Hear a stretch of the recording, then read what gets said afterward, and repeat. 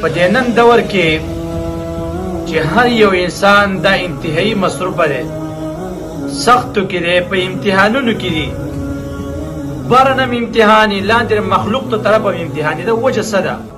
وجه دا ده پیغمبر علیه الصلاة والسلام فرمایي، الله رب العزت فرمایي، حدیث قدسی دی، الله فرمایي یا ابن آدم، اے بندگانو، تفرغا لعبادتی، زما د عبادت لپاره وقت خالق کا زما عبادت وکا.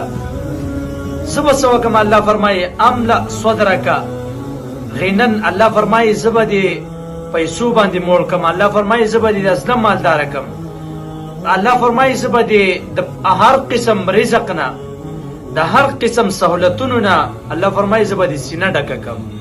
املا صدرک غنن.